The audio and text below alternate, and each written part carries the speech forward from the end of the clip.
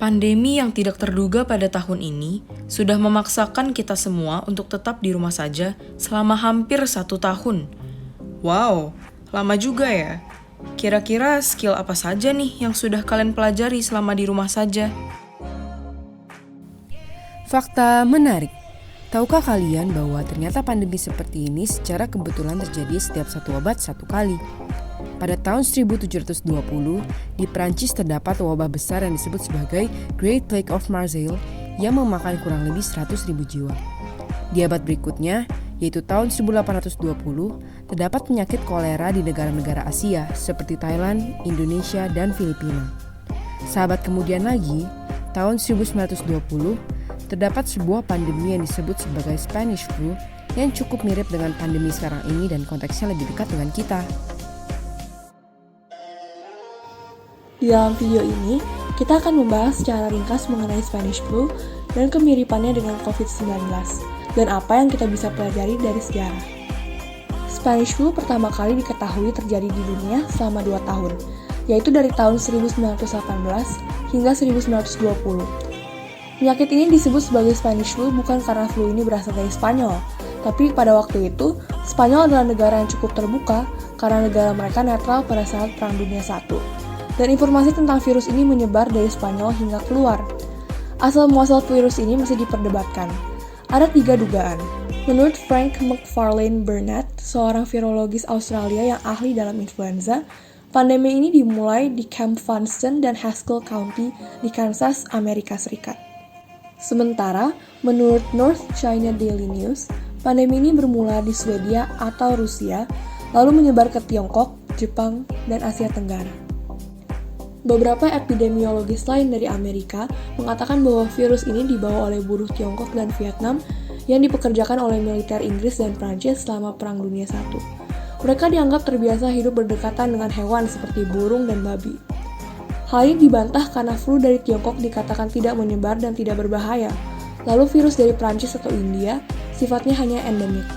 Tingkat kematian orang yang terinfeksi virus ini adalah 2-20% dan terdapat korban tewas 20 hingga 100 juta jiwa. Kematian terbesar terjadi pada balita, orang berusia 20 hingga 40 tahun, dan lansia 70 hingga 74 tahun. Spanish flu kemungkinan besar masuk ke Indonesia melalui jalur laut. Dicatat pertama kali yang membawa virus ini adalah penumpang kapal dari Malaysia dan Singapura, lalu menyebar melalui Sumatera Utara.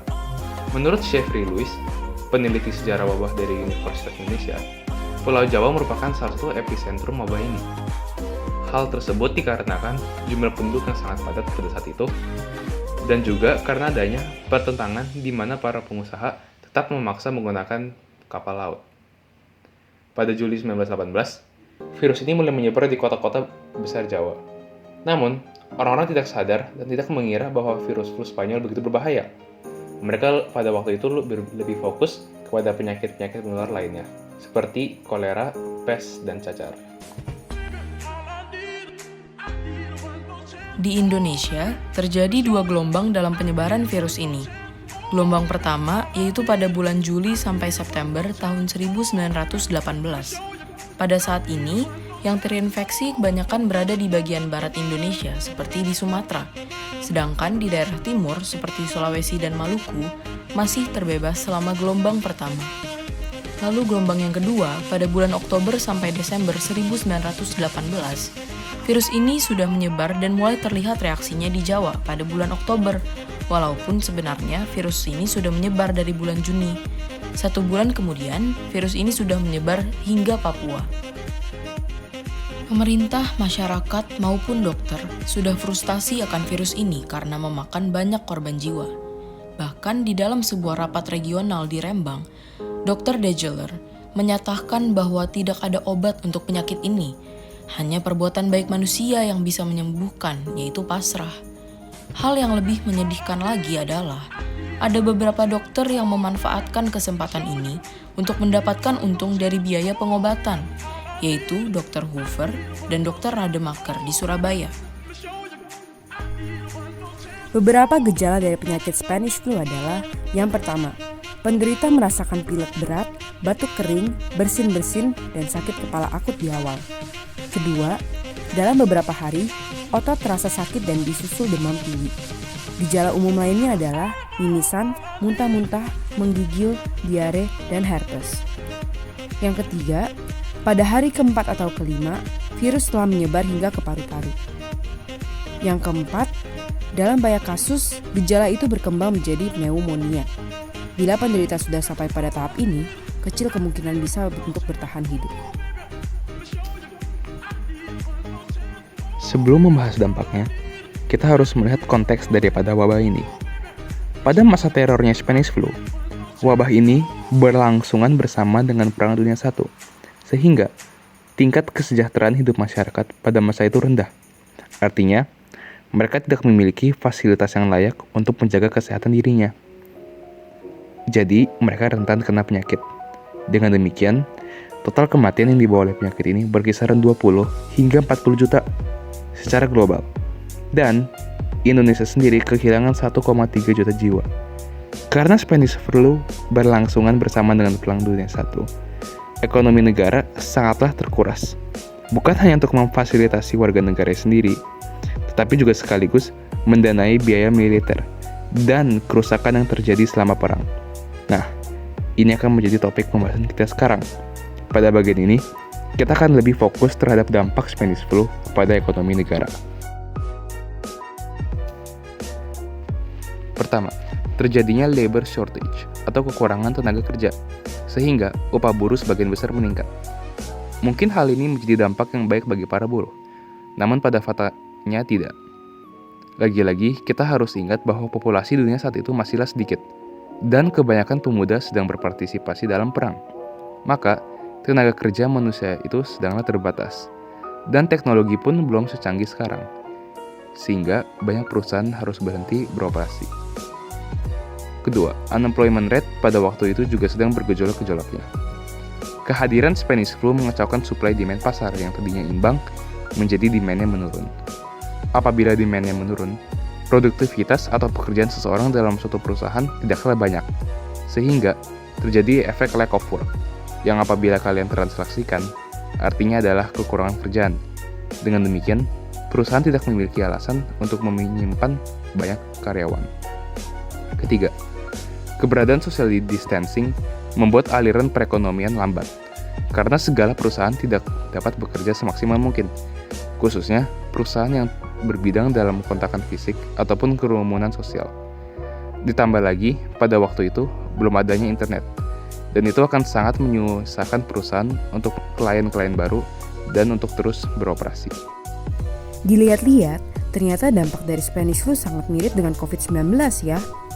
Banyak dari warga negara Indonesia maupun dunia yang kehilangan pekerjaan dan menganggur.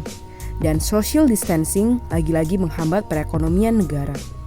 Namun, konteksnya sekarang berbeda. Kita tidak lagi di tengah-tengah medan perang atau hidup berdasarkan penghasilan pertanian ayah kita. Kita sekarang hidup di era digital di mana semuanya terkonek dalam satu platform. Berkat ini, kita tidak perlu merasa kebosanan sepenuhnya apabila dibandingkan dengan sahabat yang lalu.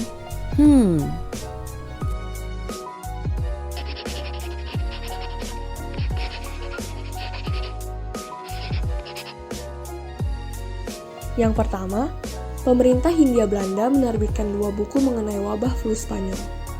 Dengan pendekatan lokal dan budaya, salah satunya adalah dengan diterbitkannya buku dalam bahasa Jawa Hono Choroko dan menggunakan tokoh-tokoh pewayangan. Hal tersebut dilakukan untuk memudahkan informasi sampai ke masyarakat. Yang kedua, penelitian ilmiah mengenai flu Spanyol yang dilakukan oleh Influenza, Komisi Bentukan Pemerintah Hindia Belanda. Mereka menyebarkan kuesioner ke dokter-dokter yang tersebar di Indonesia untuk mengetahui dan mempelajari penanganan flu Spanyol dari berbagai daerah. Ketiga, pembentukan influenza ordonasi, yaitu kebijakan yang mengatur hukuman terhadap orang-orang yang melanggar peraturan turun naik penumpang dan pelabuhan, atau semacam lockdown. Dan yang terakhir, ada penutupan gereja, teater, dan ruang pertemuan umum mulai dari tanggal 3 Oktober.